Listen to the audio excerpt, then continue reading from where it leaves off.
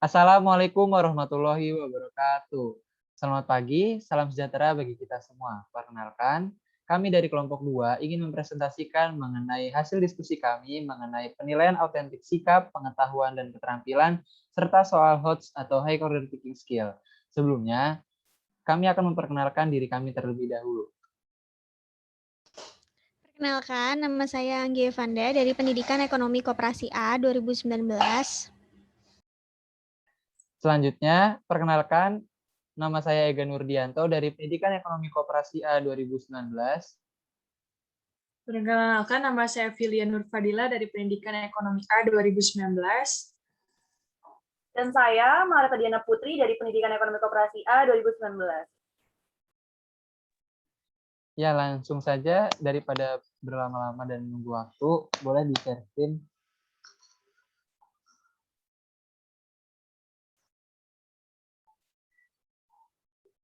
Iya, dikarenakan pertama saya akan membacakan mengenai definisi penilaian sikap atau penilaian autentik secara sikap. Nah, karena sebelumnya di kelompok 1 atau di kelompok pertama sudah mempresentasikan mengenai apa itu definisi dari penilaian autentik, dan selanjutnya kelompok kami itu menambahkan mengenai penilaian autentik secara sikap, pengetahuan, dan keterampilan, serta menambahkan soal HOTS atau High Order Thinking Skill.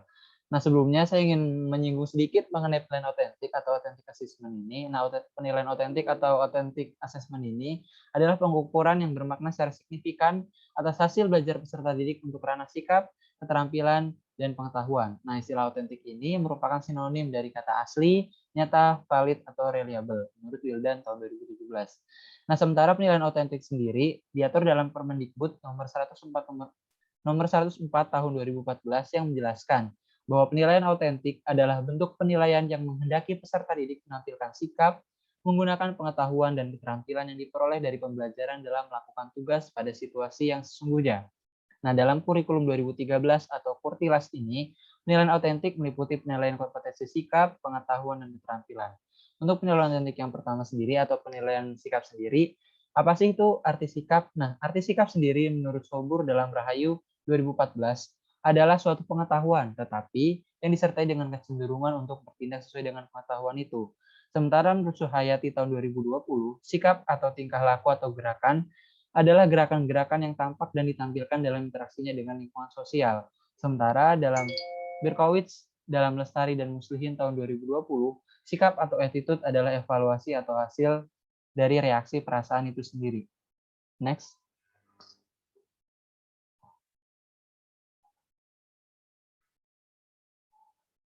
Nah, jadi setelah dari yang tadi saya kemukakan, apa itu penilaian autentik dan apa itu sikap, dapat diambil kesimpulan bahwa penilaian autentik secara sikap adalah bentuk penilaian yang dilakukan oleh guru dengan menekankan pada tingkah laku atau gerakan-gerakan dari peserta didik itu sendiri dalam interaksinya, baik dalam proses pembelajaran maupun hal umum. Misalnya mengamati sikap siswa, dalam mengenal kedisiplinan, ketekunan, kejujuran, kerjasama, dan lain sebagainya. Next. Nah, sementara ranah dari penilaian sikap itu apa aja sih? Nah, menurut Kusnandar 2013, ada beberapa cara yang dapat digunakan untuk melakukan penilaian kompetensi dari segi sikap. Yaitu yang pertama ada observasi, yang kedua penilaian diri, yang ketiga penilaian antar teman, yang keempat ada jurnal, dan yang terakhir ada wawancara. Next.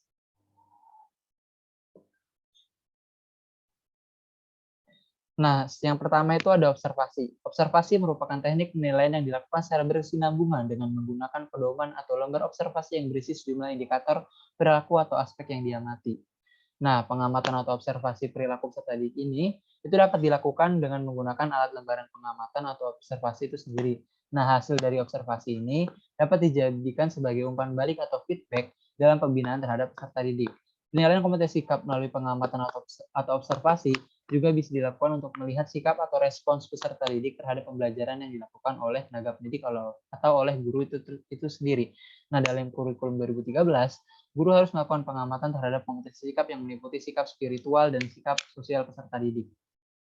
Nah, bagaimana sih langkah-langkah atau cara-cara dalam melaksanakan penilaian kompetensi sikap melalui observasi ini? Nah, menurut Kusnandar, itu ada beberapa langkahnya. Yang pertama, menyampaikan kompetensi sikap yang perlu dicapai oleh siswa. Yang kedua, menyampaikan kriteria penilaian dan indikator capaian sikap kepada siswa. Yang ketiga, melakukan pengamatan terhadap tampilan siswa selama pembelajaran di dalam kelas atau selama sikap tersebut ditampilkan. Yang keempat, melakukan pencatatan terhadap tampilan sikap dari siswa itu sendiri. Yang kelima, membandingkan tampilan sikap siswa dengan rubrik penilaian yang nantinya dibuat. Dan yang terakhir adalah menentukan tingkat capaian sikap siswa. Next. Nah, gimana sih contoh dari lembar observasi sikap itu sendiri? Nah, di sini saya menampilkan tabel pertama, yaitu tentang lembar observasi sikap siswa dalam suatu diskusi kelompok. Jadi ada beberapa aspek yang diamati, misalnya kepatuhan terhadap aturan dalam diskusi, memberikan ide, usul, dan saran, mengikuti diskusi dengan semangat, menyimak atau memperhatikan ketika teman lain sedang menyampaikan pendapat, menghargai pendapat, dan lain sebagainya. Nah, di sini ada kategorinya, yaitu B, C, K, atau baik, cukup, dan kurang. Nah, di sini tuh bisa nih diisi ketika misalkan siswa itu patuh terhadap aturan, atau misalnya kegiatan-kegiatan sikap siswa itu sendiri yang dalam diskusi kelompok, misalkan dia apakah sikap itu baik, cukup, dan kurang. Next. Nah, selanjutnya ada penilaian diri. Penilaian diri merupakan teknik penilaian yang meminta peserta didik untuk mengemukakan kelebihan dan kekurangan dirinya sendiri dalam konteks penyampaian sikap baik spiritual maupun sikap sosial. Nah, menggunakan teknik ini dapat memberi dampak positif terhadap perkembangan kepribadian seseorang. Keuntungannya itu antara lain yang pertama, dapat menggunakan rasa percaya diri yang tinggi terhadap dari peserta didik itu sendiri, karena mereka diberi kepercayaan gitu untuk menilai dirinya sendiri. Yang kedua, peserta didik menyadari kekuatan dan kelemahan dirinya karena ketika melakukan penilaian diri atau penilaian diri sendiri itu harus melakukan introspeksi terhadap kekuatan atau kelemahan yang dimilikinya. Dan yang terakhir, dapat mendorong membiasakan melatih peserta didik untuk berbuat jujur karena mereka dituntut jujur dan objektif dalam melakukan penilaian. Nah, bagaimana sih langkah-langkah melakukan penilaian secara penilaian diri atau penilaian kompetensi sikap penilaian diri itu? Nah, menurut Kunandar lagi dalam 2004, yaitu yang pertama, menyampaikan kriteria penilaian kepada siswa. Yang kedua, membagikan format penilaian diri kepada siswa. Dan yang terakhir, meminta siswa untuk melakukan penilaian.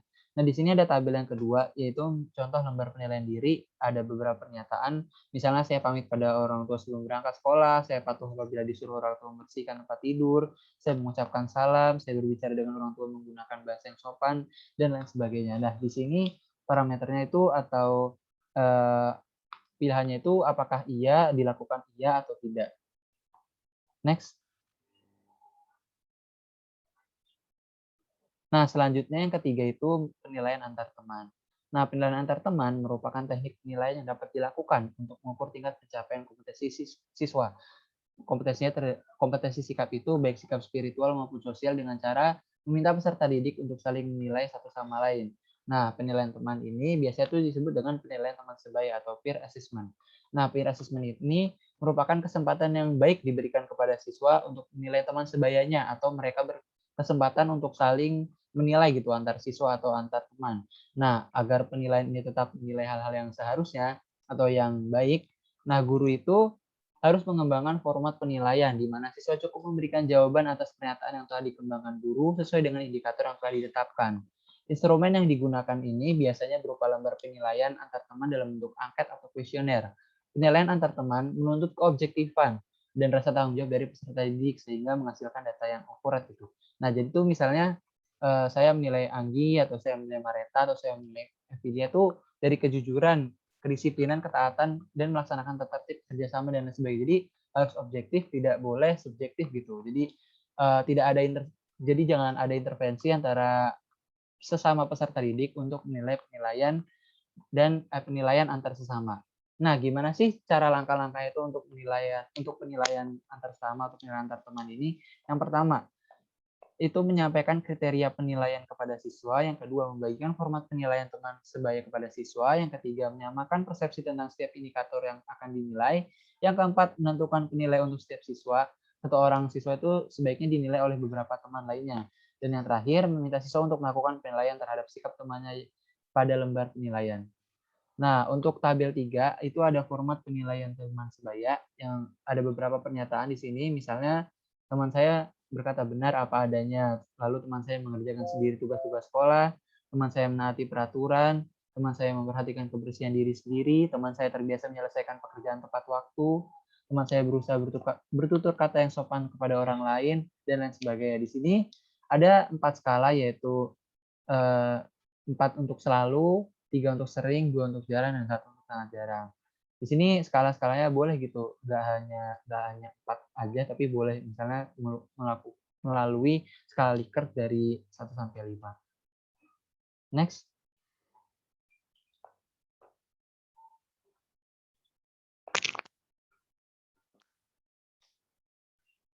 Ya, selanjutnya yaitu ada jurnal. Jurnal merupakan catatan pendidik di dalam dan di luar kelas yang berisi informasi hasil pengamatan tentang kekuatan dan kelemahan peserta didik itu sendiri yang berkaitan dengan sikap dan perilaku. Nah, guru itu atau tenaga pendidik itu hendaknya memiliki catatan khusus gitu tentang sikap dan spiritual dan sikap sosial dari para peserta didiknya. Nah, catatan-catatan tersebut itu ditulis secara tertulis dan dijadikan dokumen bagi guru pribadi untuk melakukan pembinaan dan bimbingan terhadap peserta didik. Nah, jurnal yang berisi catatan peserta didik itu sebaiknya dibuat per peserta didik gitu. Jadi dibuat per satu siswa gitu. Nah, catatan-catatan kelemahan atau kekurangan peserta didik ini berkaitan dengan sikap spiritual dan sikap sosial. Selanjutnya, setelah guru memiliki catatan itu ditindaklanjuti gitu dengan upaya-upaya pembinaan dan bimbingan. Dengan demikian, diharapkan nantinya terjadi suatu perubahan sikap dan perilaku peserta didik secara bertahap gitu. Misalnya yang sebelumnya sikap spiritual dan sikap sosial itu kurang baik, nanti akan dibina oleh guru itu supaya si peserta didik itu mengalami perubahan gitu, perubahan sikap dan perubahan perilaku agar diharapkan peserta didik itu lebih baik ke depannya. Nah, gimana sih cara melakukan penilaian kompetensi sikap melalui jurnal? Nah, menurut Nandar itu ada beberapa caranya atau ada beberapa langkah. Yang pertama, mengamati perilaku siswa. Yang kedua, membuat catatan tentang sikap dan perilaku siswa yang akan dinilai. Yang ketiga, catat tampilan siswa sesuai dengan indikator yang akan dinilai. Yang keempat, mencatat sesuai urutan waktu kejadian dengan membubuhkan tanggal pencatatan setiap tampilan siswa. Dan yang terakhir, mengidentifikasi kekuatan dan kelemahan dari siswa itu sendiri. Nah, di sini ada contoh format penilaian melalui jurnal, yaitu biasanya sih langsung sih. Jadi ada nama dan kelas, terus hari tanggalnya itu kapan, kejadiannya apa, dan ditulis keterangannya apa. Next. Nah, selanjutnya yang terakhir itu ada wawancara. Wawancara merupakan teknik penilaian dengan cara guru melakukan wawancara terhadap peserta didik menggunakan pedoman atau panduan wawancara yang berkaitan dengan sikap spiritual dan sikap sosial tertentu yang ingin digali dari peserta didik. Jadi misalnya wawancara ini langsung gitu, wawancara langsung kepada siswa, misalnya guru, saya yang nanti sebagai guru melakukan wawancara khusus di tengah siswa misalnya yang terindikasi bandel gitu. Jadi kita bisa menanyakan secara langsung tentang apapun aja gitu, nggak harus tentang terkait sikapnya itu, tapi bisa juga terkait dengan pembelajaran di kelas. Nah, selanjutnya itu penilaian sikap itu terdiri dari penilaian sikap utama dan sikap penunjang. Penilaian pada sikap utama dilakukan melalui observasi oleh guru mata pelajaran, guru BK atau bimbingan konseling, dan wali kelas selama 1 semester. Observasi yang dilakukan oleh guru mata pelajaran ini dilakukan selama proses pembelajaran maupun di luar proses pembelajaran. Sedangkan observasi oleh guru BK dan wali kelas atau bimbingan konseling dilakukan dalam 1 semester di luar jam pelajaran, baik secara langsung maupun informasi atau laporan yang valid. Nah, sedangkan penilaian sikap penunjang itu terdiri dari penilaian diri dan penilaian antar teman atau penilaian sejawat yang dapat dilaksanakan sekurang-kurangnya 1 kali dalam 1 semester. Next. Nah, ini merupakan kurang lebih skema penilaian sikap, ada utama dan penunjang. Utama itu ada guru mata pelajaran dan guru BK dan wali kelas. Kalau untuk guru mata pelajaran dilaksanakan selama proses pembelajaran dan di luar pembelajaran, sementara kalau untuk guru BK dan wali kelas dilaksanakan di luar jam pelajaran baik secara langsung maupun berdasarkan informasi yang valid. Sedangkan kalau untuk penilaian sikap di penunjang ini yang tadi udah saya jelaskan mengenai penilaian diri dan penilaian antar teman dilaksanakan sekurang-kurangnya 1 kali dalam semester. Next.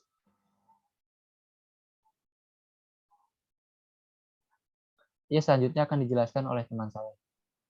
Ya, yang selanjutnya adalah penilaian autentik pengetahuan. Nah, penilaian pencapaian kompetensi pengetahuan merupakan bagian dari penilaian pendidikan.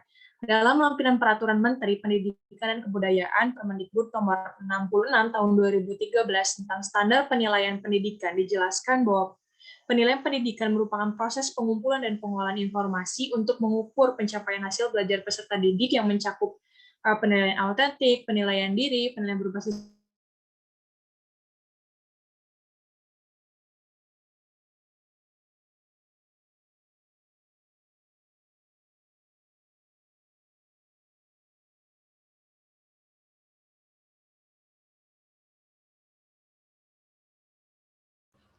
Mungkin Lia terkendala karena sinyal, biar dilanjut aja. Jadi dalam Peraturan Permendikbud Nomor 23 Tahun 2016 tentang penilaian hasil belajar oleh pendidik pada pendidikan dasar dan pendidikan menengah, menjelaskan instrumen yang digunakan dalam melakukan penilaian kompetensi pengetahuan meliputi tes tertulis, tes lisan, dan penugasan.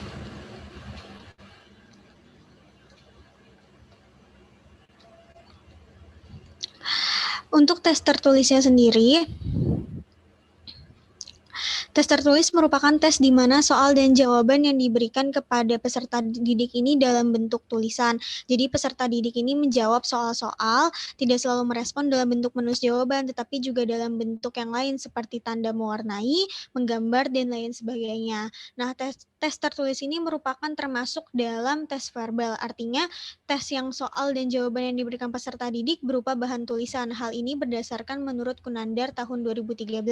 Ada dua bentuk soal tertulis. Yang pertama yaitu adanya soal dengan memilih jawaban, yang mana ada pilihan ganda, dua pilihan benar salah atau iya tidak, serta yang ketiga adalah menjodohkan. Sedangkan tes tertulis yang kedua yaitu soal dengan mensuplai jawaban. Yang pertama maksudnya di sini adalah isian singkat atau melengkapi, yang kedua adalah uraian terbatas, yang ketiga adalah uraian objektif atau non objektif, dan yang keempat adalah uraian terstruktur atau non terstruktur. Ya, terima kasih. Maaf, ada gangguan sinyal. Yang selanjutnya itu ada tes lisan nih. Tes lisan ini seperti kita ketahui biasanya dilaksanakan dengan cara mengadakan percakapan antara siswa dengan tester tentang masalah atau materi yang diajukan. Nah, pelaksanaan tes lisan dilakukan dengan mengadakan tanya jawab secara langsung antara pendidik dan peserta didik. Tes lisan ini digunakan untuk mengungkapkan hasil belajar peserta didik pada aspek pengetahuan. Tes lisan juga dapat digunakan untuk menguji siswa baik secara individual maupun secara kelompok, jadi maupun secara individual maupun secara kelompok. Artinya bukan hanya terikat pada satu orang aja, jadi kita bisa melakukan tes lisan untuk kelompok juga. Tes lisan biasanya digunakan pada ulangan harian, ulangan tengah semester, ulangan akhir semester, ujian tingkat kompetensi, ujian mutu tingkat kompetensi, dan ujian sekolah. Ini diambil dari Kunanda 2013 lagi. Yang selanjutnya ada berupa penugasan. Nah, penugasan ini berupa pekerjaan rumah yang dikerjakan secara individu atau kelompok sesuai dengan karakteristik tugas yang terkait dengan materi yang sedang diangkat. Penilaian ini bertujuan untuk pendalaman terhadap penugasan kompetensi pengetahuan yang telah dipelajari atau dikuasai di kelas melalui proses pembelajaran. Jadi penugasan ini dapat berupa tugas yang biasakan sedang diangkat. Misalkan kita sedang belajar bab apa, lalu jadikan tugas untuk dikerjakan baik secara kelompok maupun individu. Next, Andi.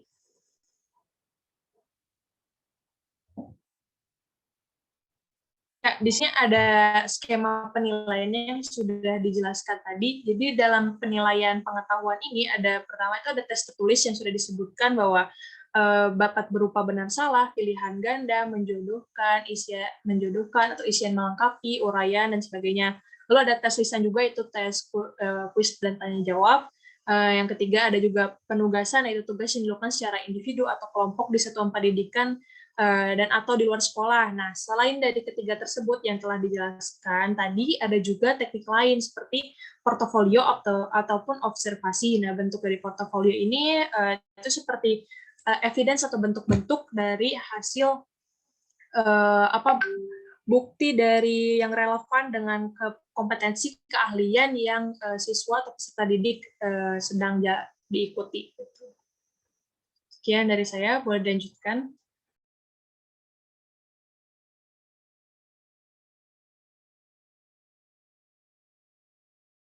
Oke, yang selanjutnya ini adalah penilaian autentik, yaitu keterampilan. Yang pertama ada sasaran penilaian keterampilan. Di sini saya mengambil berdasarkan olahan dari Dyers dalam salinan lampiran Permendikbud nomor 104 tahun 2014, yang mana sasaran penilaian keterampilan ini meliputi mengamati, menanya, mengumpulkan informasi atau mencoba, menalar atau mengasosiasi, dan mengkomunikasikan. Jadi sebenarnya pada penilaian autentik keterampilan ini, peserta didik ini dituntut untuk bisa untuk kreatif dan inovasi dalam menjalankan setiap tugas-tugas yang diberikannya. Lalu yang kedua ada sasaran penilaian keterampilan lagi, namun ini berdasarkan SIPMON dalam salinan lampiran Permendikbud nomor 104 tahun 2014. Yang pertama adalah persepsi atau perception, yang kedua adalah kesiapan atau set, yang ketiga adalah meniru atau gaya respon, keempat membiasakan gerakan atau mechanisms, yang kelima ada mahir, complex or overt response, yang keenam adalah menjadi gerakan alamin atau adaption, dan yang terakhir adalah menjadikan tindakan orisinal atau origination. Nah, di sini ada teknik dan instrumen penilaian keterampilan. Jadi kompetensi keterampilan ini berdasarkan bisa kita nilai dengan 4 teknik, yaitu yang pertama adalah praktik kinerja. Nah, bentuk instrumen dari teknik penilaian keterampilan berupa praktek kinerja ini adalah daftar cek, skala penilaian. Contohnya misalkan bermain peran, terus lalu ibadah, olahraga, membaca atau menyanyi. Jadi dia lebih kepada melakukan kegiatan secara fisik gitu. Lalu yang kedua adalah teknik authentic assessment. Nah, bentuk instrumennya di sini adalah penelitian atau observasi, dan yang kedua adalah situasi konstekstual. Nah, contohnya ini adalah seperti membantu guru, menolong teman, pramuka, kebersihan diri, dan kelas. Di sini mungkin lebih bagaimana caranya peserta didik ini berinteraksi dengan lingkungan sekitarnya. Lalu yang ketiga tekniknya yaitu adalah teknik proyek. Bentuk instrumennya yakni yang pertama ada daftar cek dan skala penilaian. Contohnya ini adalah bakti sosial, pentas seni, debat, dan penghijauan. Lalu yang terakhir adalah tekniknya portofolio. Nah, teknik portofolio di sini bentuk instrumennya adalah daftar cek dan skala penilaian. Contohnya ini adalah makalah, piagam, kumpulan puisi, atau laporan penelitian. Jadi sebenarnya kalau portofolio ini mungkin lebih ke dalam bentuk bentuk penelitian, bentuk kayak bentuk pikiran-pikiran mereka yang dituangkan dalam satu makalah seperti itu. Nah, lalu aspek keterampilan di sini meliputi apa saja? Meliputi 3. Yang pertama adalah kinerja, proyek, dan portofolio. Kinerja di sini sebenarnya hampir sama ya dengan teknik yang tadi sudah saya sebutkan, tapi mungkin di sini akan saya bahas lebih lengkapnya. Kinerja di sini adalah aplikasi sikap, pengetahuan, dan keterampilan yang saling mendukung dalam proses pembelajaran. Itu masuk pada kinerja. Lalu yang kedua ada proyek, yaitu di mana keutuhan kegiatan pembelajaran dengan tema tertentu, mulai dari perencanaan, proses, presentasi produk, dan manfaat. Jadi kalau project ini bisa dibilang pembelajaran siswa dari awal sampai akhir, dari tema sampai nantinya manfaat yang mereka terima. Lalu yang ketiga yakni ada portofolio. Portofolio di sini adalah rekaman penilaian otentik yang memperkuat kemajuan dan kualitas pekerjaan siswa. Lalu menurut Kunandar, tahun 2013, penilaian kompetensi keterampilan adalah penilaian yang dilakukan oleh guru untuk mengukur tingkat pencapaian keterampilan atau skill dari peserta didik, meliputi aspek imitasi atau meniru, manipulasi, presisi, artikulasi, dan naturalisasi. Nah, pada penilaian keterampilan siswa ini sebenarnya dituntut untuk dapat berpikir secara kreatif, inovatif, serta menciptakan pemikiran-pemikiran baru melalui proyek serta portofolio yang mereka kerjakan.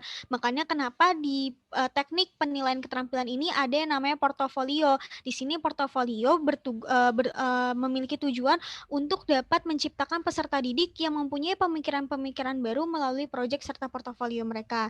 Nah, di sini saya mengambil contoh sebenarnya bagaimana sih penilaian keterampilan dalam pembelajaran sekolah. Di sini saya mengambil contoh dalam salah satu jurnal yang mana pada salah satu jurnal ini sang penulis ini melakukan observasi kepada anak SD dalam pembelajaran bahasa Indonesia. Contoh dalam penilaian autentik yang masuk ke dalam penilaian keterampilan, yang pertama adalah pertemuan pertama ini dilakukan untuk mengimplementasi instrumen penilaian menulis laporan buku. Lalu pada pertemuan kedua dilakukan untuk mengimplementasikan instrumen penilaian menulis pantun. Lalu yang ketiga adalah pertemuan ketiga dilakukan untuk mengimplementasikan instrumen penilaian menulis syair sekaligus mengimplementasi penilaian diri dalam kegiatan menulis. Jadi kalau Kalau misalkan bisa kita simpulkan dalam pertemuan pertama, kedua, dan ketiga, di sini guru menekankan untuk siswa dapat berpikir secara kreatif, dapat membuat hal-hal baru dalam proyek dan portofolionya. Jadi di sini lebih ditekankan, keterampilan ini lebih ditekankan pada kegiatan praktiknya. Lalu selanjutnya akan dilanjutkan oleh Mareta. Oke, selanjutnya adalah higher order thinking skill atau HOTS. Bisa di next.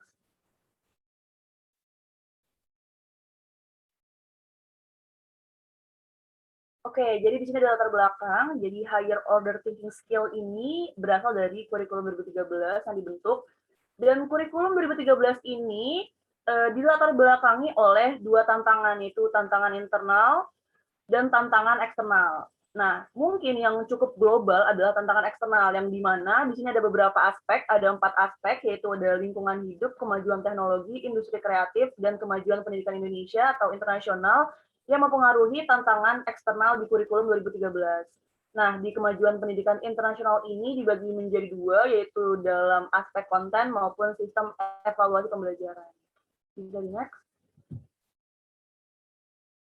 Oke, di sini selanjutnya ada kerangka pengembangan kurikulum 2013. Di sini ada kubus yang dimana pengembangan kurikulum 2013 ini terdapat indikator, ada mata pelajaran, mungkin ada mata pelajaran tambahan, kompetensi yang dimana kurikulum 2013 ini menghadapkan siswa untuk berpikir kreatif, berpikir kritis dan kreatif terhadap permasalahan yang ada, maupun konteks. Konteksnya ini cukup banyak, cukup luas, dan cukup umum. Ada lingkungan, kualitas hidup, HAM, SDG, keberagaman, demokrasi, dan NKRI. Nah, pengembangan kurikulum 2013 ini berdasarkan 21st Century Skill atau abad 21 yang dimana to know, to do, to be, to live together adalah salah satu aspek di dalam abad 21 di pengembangan kurikulum 2013 ini. Nah, di sini ada 4 indikator, yaitu kemampuan belajar dan berinovasi, literasi digital, kecakapan hidup, dan karakter modal. Nah, 4C yang dimaksud di sini adalah di kemampuan belajar dan berinovasi, yang dimana ada critical thinking dan penyelesaian masalah, ada kreatif dan innovation, ada communication dan collaboration. Nah, literasi digital ini ada literasi informasi, literasi media, literasi teknologi yang dimana mengacu pada revolusi industri 4.0. Nah, selanjutnya ada kecakapan hidup, yaitu ada fleksibilitas dan adaptabilitas, inisiatif dan mandiri, interaksi dan lintas sosial budaya, produktivitas dan akuntabilitas, kepemimpinan dan tanggung jawab. Nah, terakhir karakter moral yang menjadi highlight pada pengembangan kurikulum 2013 ini adalah cinta tanah air, nilai-nilai budi pekerti, luhur, jujur, adil, empati, penyayang, rasa hormat, kesederhanaan, pengampun, rendah hati. Jadi next.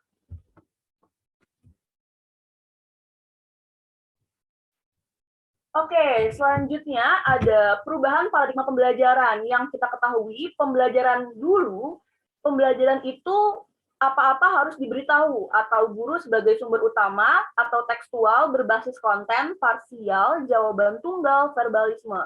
Cukup singkat, padat, dan jelas untuk pembelajaran dulu. Dan pembelajaran saat ini, pembelajaran itu menghadapkan siswa itu untuk mencari terlebih dahulu, mencari tahu sumber pembelajaran, sumber referensi, segala macam bentuk permasalahan yang ada itu dicari tahu terlebih dahulu, lalu sudah berkecimpung kepada pendekatan, ada pendekatan ilmiah dan juga berbasis kompetensi, serta holistik atau terpadu, kebenaran jawaban multidimensi, dan keterampilan aplikatif. Dan bisa disimpulkan bahwasannya paradigma pembelajaran saat ini is a process of building knowledge through transformation of experience. Jadi pembelajaran saat ini adalah proses untuk membentuk atau membangun sebuah pengetahuan menuju transformasi pada pengalaman setiap individu atau setiap siswa. Bisa di next.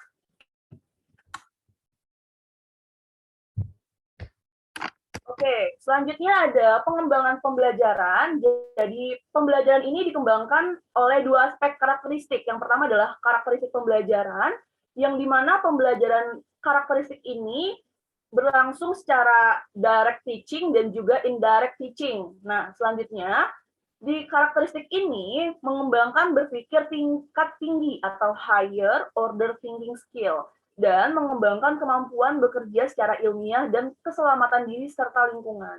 Nah, pengembangan pembelajaran ini juga dibagi ke karakteristik kompetensi dasar, yang dimana ada kompetensi abad ke-21 yang sudah saya jelaskan tadi, 4C, ada kolaboratif, kreatif, critical thinking, and communicative, ada sikap, pengetahuan, serta keterampilan. Jadi next. Oke, selanjutnya ada model pembelajaran, yang dimana model pembelajaran ini dibagi dua, ada pendekatan saintifik yang dikenal dengan 5M, dan juga guru diberi ruang menggunakan pendekatan atau model pembelajaran lain. Nah, untuk pendekatan saintifik, itu bukan satu-satunya pendekatan pembelajaran, dan bukan urutan langkah-langkah baku. Dan pendekatan saintifik ini dikenal dengan 5M, yaitu memberikan pengalaman, mengembangkan sikap ilmiah, mendorong ekosistem sekolah berbasis aktivitas ilmiah, menantang dan memotivasi, serta pendekatan lain yang mungkin guru bisa gunakan di pembelajarannya adalah berbasis ceramah atau berbasis hafalan gitu. Mungkin bisa dilakukan secara presentasi maupun praktik. Lalu pembelajaran lain atau pendekatan lain atau model lainnya yaitu berbasis aktivitas dan kreativitas, menginspirasi, menyenangkan serta berprakarsa. Bisa di next. Oke, di sini ada movement atau pergeseran paradigma penilaian yang dimana dulu penilaian itu hanya mencakup 3 aspek, yaitu penilaian capaian, pengetahuan, serta keterampilan. Nah, tapi saat ini ditambah dengan adanya sikap. Jadi, paradigma penilaian saat ini mengacu pada 4 aspek atau 4 indikator, yaitu sikap, penilaian kompetensi, pengetahuan, dan keterampilan untuk melihat penilaian siswa dalam memahami setiap pembelajaran yang ada. Jadi next. Oke, di sini ada struktur kompetensi. Dari yang pertama ada jenjang sekolah ini, SKL, struktur kompetensi lulus, ada 3 aspek, sikap, pengetahuan, keterampilan. Dan di kelas itu ada kompetensi inti, ada KI1, KI2, KI3, KI4, yang biasa ada di kisi-kisi, dan yang terakhir adalah MP, model pembelajaran, atau KD. Kompetensi dasar ada KD 1.1, 2.1, 3.1, dan 4.1 yang akan dirancang di kisi-kisi pembelajaran. Next. Oke, kita lanjut. Sebentar.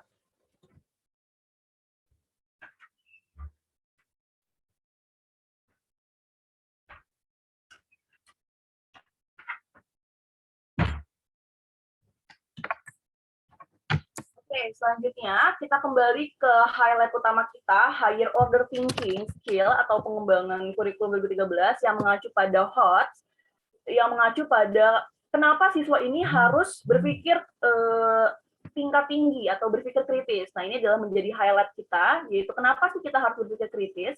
Nah, menurut Zamroni dan Mahfud pada tahun 2009, pentingnya keterampilan berpikir kritis bagi siswa adalah 1. Perkembangan ilmu pengetahuan dan teknologi yang begitu pesat akan menyebabkan informasi yang diterima siswa semakin banyak ragamnya, baik sumber maupun esensi informasinya. Jadi, dengan revolusi yang semakin cepat ini membuat banyak informasi yang datang kepada siswa ini semakin banyak gitu. Jadi diharapkan siswa mampu memilih mana informasi yang baik, mana informasi yang tidak pantas untuk dicerna untuk siswa.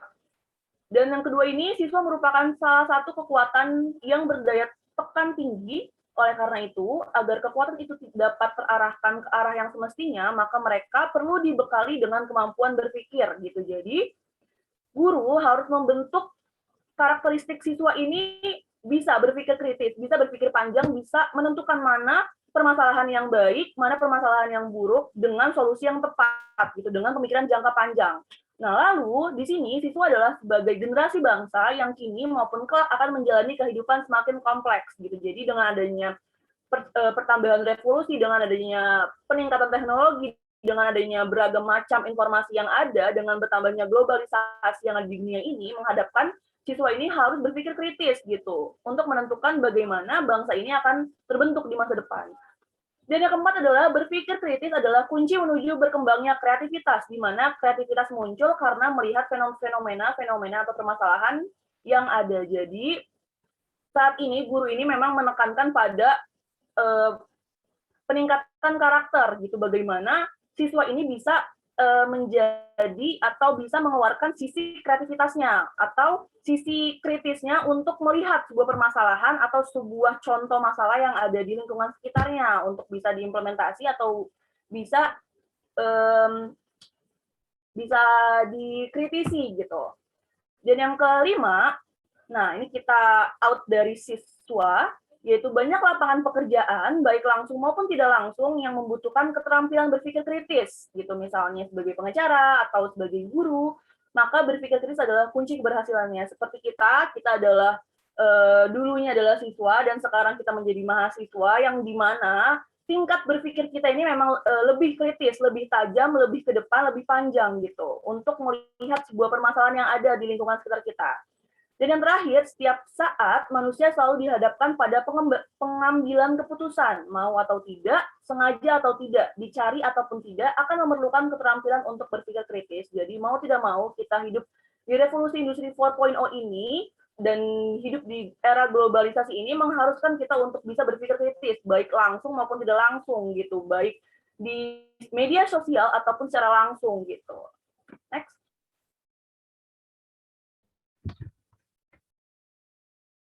Oke, lanjut. Jadi di sini ada pengertiannya. Jadi berpikir kritis adalah sebuah pola pikir yang memungkinkan manusia menganalisa masalah berdasarkan data yang relevan sehingga dapat mencari kemungkinan pemecahan masalah dan pengambilan keputusan yang terbaik. Jadi berpikir kritis bukan berpikir lalu mengemukakan pendapat ini begitu saja, tetapi tidak. Jadi berpikir kritis itu bagaimana kita sebelum melontarkan opini kita harus menganalisa, kita harus meriset apa yang ingin kita sampaikan kepada orang lain, dan hal tersebut harus relevan dengan data maupun fakta yang ada di lapangan.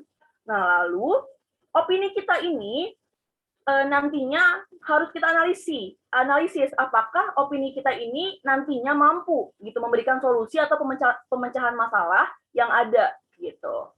Dan manfaat berpikir kritis ini ada banyak, ada 4 di sini, yaitu mampu menyelesaikan masalah dan dapat membantu dalam pengambilan keputusan, dapat membedakan antara fakta dan opini, dan membantu kita untuk tetap tenang sekalipun dalam masalah yang sulit gitu. Jadi berpikir kritis ini bukan berpikir lalu melontarkan begitu saja, tetapi bagaimana kita bisa berpikir dan mengemukakan pendapat melalui fakta-fakta data yang sudah kita analisis, yang sudah kita riset sebelumnya untuk disampaikan kepada orang lain. Next.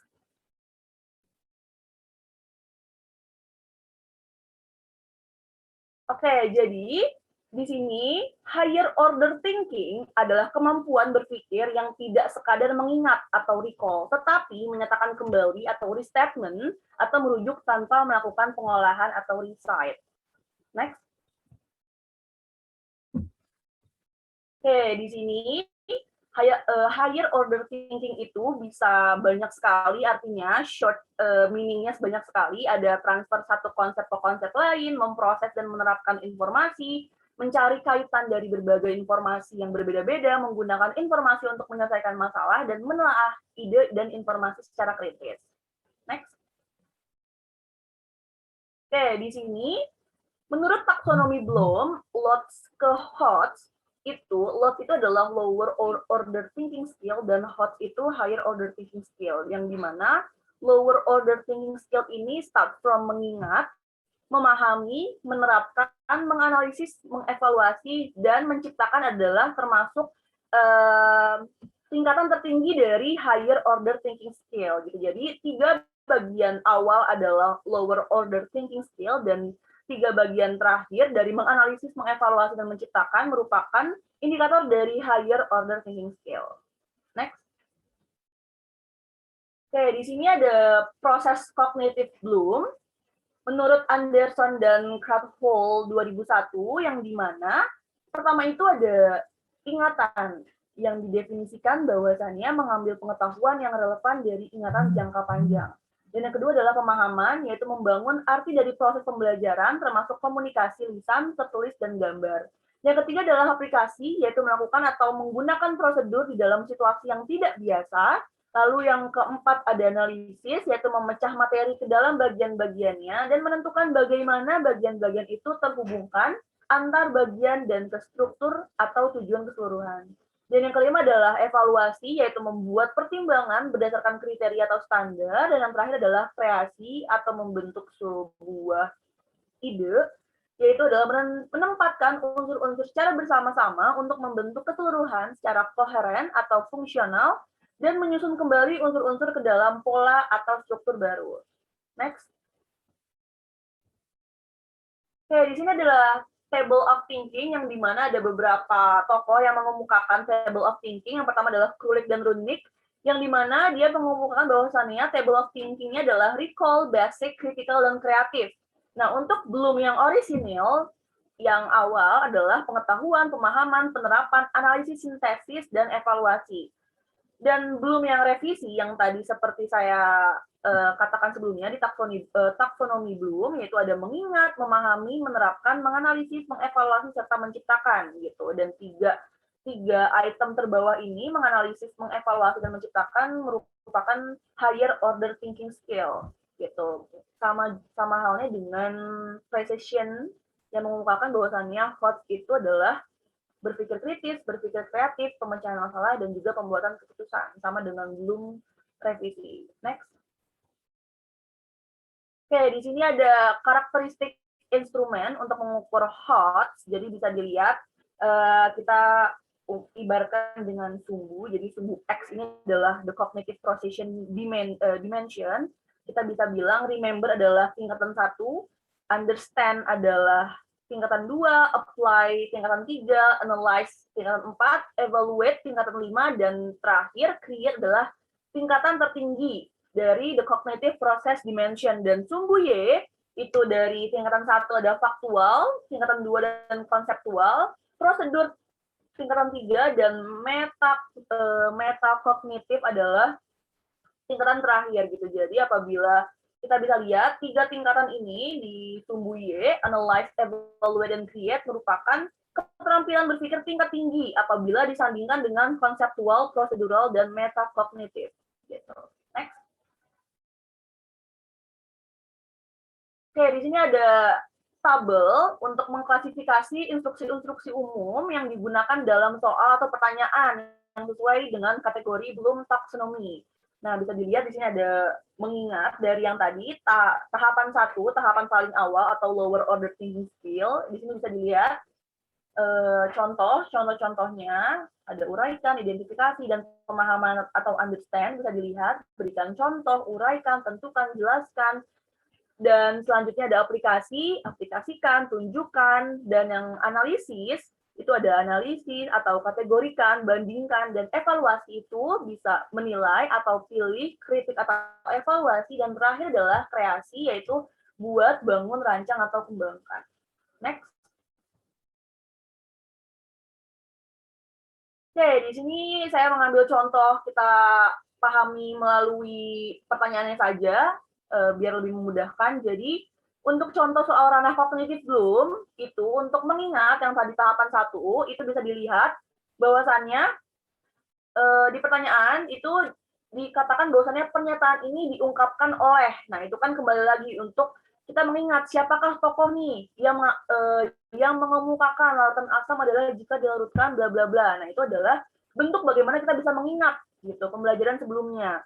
Nah, dan yang kedua adalah memahami. Nah, di sini disajikan satu paragraf yang menginstruksikan makna, pengertian, segala macam. Dan pertanyaannya di sini adalah, apakah yang terjadi menurut Athanasius jika suatu asam dilarutkan dalam air? Nah, di sini kita harus memahami bagaimana nih jika suatu asam dilarutkan dalam air. Kita harus menganalisis terlebih dahulu, kita harus melihat kembali, merecall kembali pembelajaran sebelumnya. Oke, next. Oke, yang ketiga adalah aplikasi. Di sini disajikan bahwasannya jika konsentrasi suatu larutan bla bla bla maka bla bla bla bla. Nah, selanjutnya, berapakah pH larutan HCI1 dengan konsentrasi 0,01? Nah, itu kan merupakan sebuah aplikasi bagaimana apabila larutan ini dicampurkan dengan larutan ini akan menjadikan sebuah apa gitu. Jadi kan itu merupakan sebuah aplikasi, pengaplikasian bagaimana kita bisa mengaplikasikan pembelajaran yang kita sudah dapat sebelumnya gitu. Next.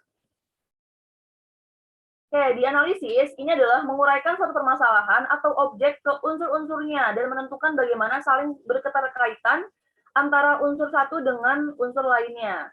Nah, di sini kita bisa melihat dari segi pertanyaannya, itu jika larutan HCI dan H2S04 mempunyai konsentrasi yang sama, maka perbandingan konsentrasi H+ pada kedua larutan tersebut adalah, nah di situ kan kita harus menganalisis terlebih dahulu.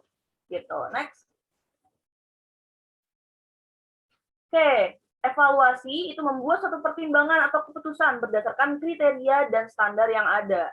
So, di sini kita bisa melihat soalnya, dijabarkan paragrafnya, lalu ada indikatornya, siswa A, B, C, D, dan di sini kita lihat dari soalnya, dari percobaan yang dilakukan ke 4 siswa tersebut, siswa manakah yang benar melakukannya? Dari segi pertanyaannya, kita harus mengevaluasi mana nih siswa dari A, B, C, D yang sesuai dengan konteks pertanyaannya, gitu, dengan konteks yang ada di soal, gitu. Next. Oke, terakhir dari ranah kognitif Bloom ini adalah creation, yaitu memadukan bagian-bagian untuk membuat sesuatu yang baru dan saling berhubungan yang masuk akal atau dapat juga untuk menghasilkan suatu produk yang orisinil, gitu. Jadi bisa dilihat dari segi pertanyaannya, jika Anda akan membuat suatu larutan, nah HCI dan H2SO4 dengan pH yang sama besar, maka yang akan Anda lakukan adalah, nah, dengan kata-kata maka yang akan Anda lakukan adalah itu merupakan sebuah kreasi bagaimana kalian bisa memadukan bagian-bagian sesuatu yang baru dan saling berhubungan gitu, yang menghasilkan sesuatu yang baru nantinya gitu. Next. Oke, di sini setelah kita mengetahui ranah proses kognitif Bloom, selanjutnya ini adalah hal-hal penting dalam menulis soal HOTS atau Higher Order Thinking Skill. Yang pertama adalah pilih materi yang sesuai dengan indikator soal atau yang disebut stimulus. Yang kedua, periksa materi yang ingin kita kembangkan, apakah bermanfaat, apakah merefleksikan kurikulum, apakah menarik, relevan, dan cocok terhadap pembelajaran siswa, atau pertanyaan penting apa yang dapat diidentifikasi dari stimulus yang ada gitu. Nah, HOTS itu sendiri harus mencakup 3 aspek, yaitu ada menganalisis, mengevaluasi, mengkreasi gitu. Yang tadi sudah saya jelaskan sebelumnya. Dan yang keempat adalah soal pilihan ganda dapat muncul dari pertanyaan HOTS yang tadi saya sudah jelaskan, itu merupakan soal pilihan ganda yang dimana sudah termasuk dalam ranah kognitif Bloom. Dan yang kelima adalah untuk mendapatkan soal PG yang baik itu harus ekstensif atau menjangkau secara luas, ketat, teliti, cermat, dan rapi, serta dipanelkan gitu. Next.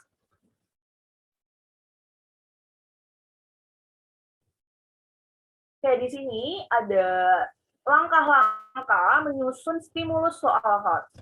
Yang pertama adalah pilihlah beberapa informasi, dapat berupa gambar, grafik, tabel, wacana, yang memiliki keterkaitan dalam sebuah kasus. Jadi kita bisa membuat pertanyaan gitu dari permasalahan yang ada saat ini, lalu kita bisa menyajikan tabel atau data yang sesuai dengan pertanyaan yang kita buat.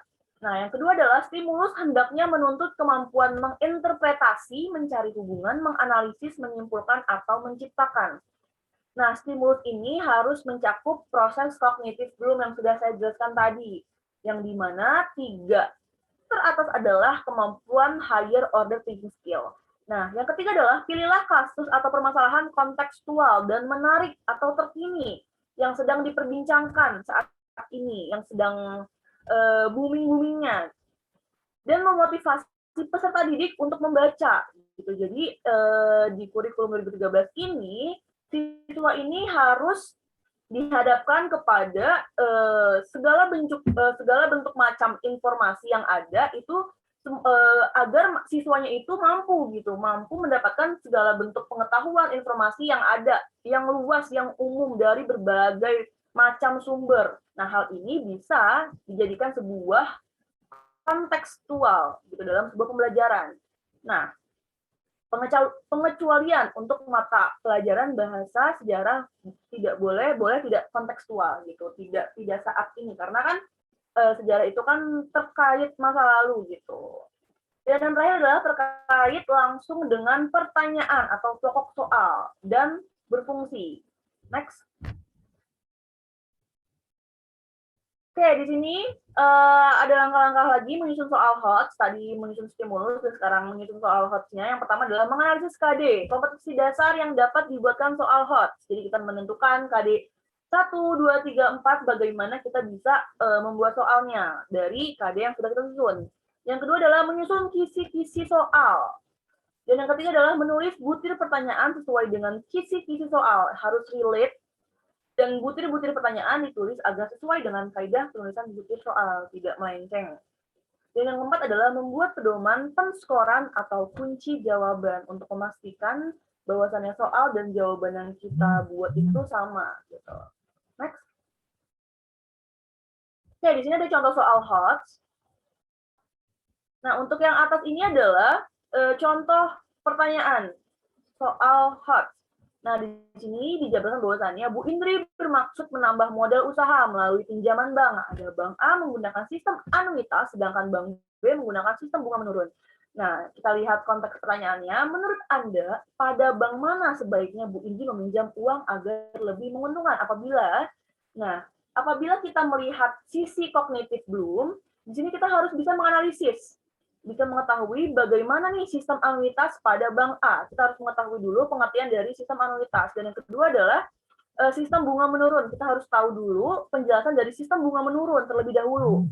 Nah, setelah itu kita baru bisa menyimpulkan bahwasannya bank mana yang cocok gitu untuk Bu Indri pinjami gitu. Dan untuk pertanyaan yang tidak hot ini, contohnya adalah satu, berapakah besar angsuran pada bulan ke-8 pada bank A, dan yang kedua adalah hitunglah besar bunga yang harus dibayarkan pada bulan ke-10 pada bank B. Itu tidak berdasarkan kognitif Bloom. Next.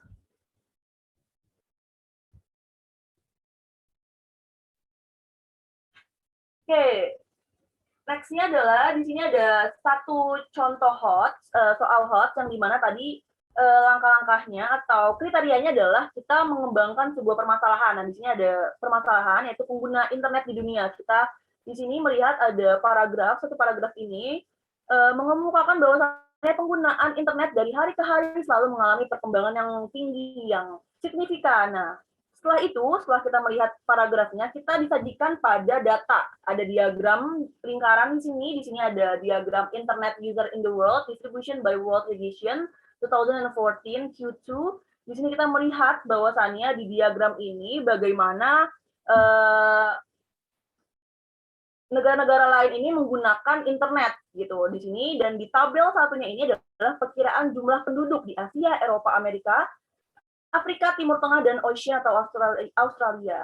Nah, ini adalah salah satu bentuk pertanyaan soal HOTS yang dimana dimulai dengan kalimat-kalimat atau paragraf, dan lalu didukung dengan adanya data-data atau grafik atau tabel atau diagram. Next.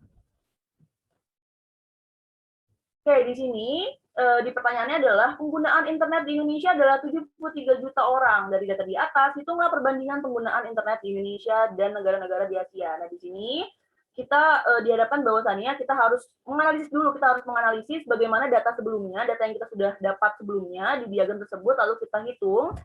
Di sini ada kunci jawabannya, kita harus menghitung jumlah pengguna internet di Asia, lalu kita bandingkan gitu, lalu kita hitung dan ketemu. Nah, di sini adalah sebuah contoh penskoran gitu yang mungkin bisa dilakukan oleh guru dalam melakukan skor pada pembelajaran gitu. Next.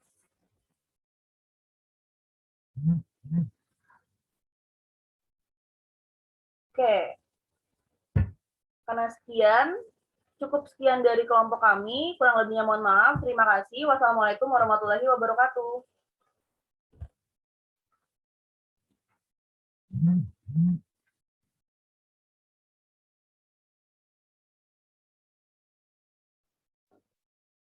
Ya, demikian presentasi yang dilakukan dari kelompok kami, kelompok 2. Apabila ingin bertanya dan ada pertanyaan, silahkan mengajukan pertanyaan baik secara langsung maupun nanti ketika ada arahan di Sigering. Kami dari kelompok 2 pamit undur diri, kurang lebihnya mohon maaf. Wassalamualaikum warahmatullahi wabarakatuh. Waalaikumsalam warahmatullahi wabarakatuh. Wabarakatuh.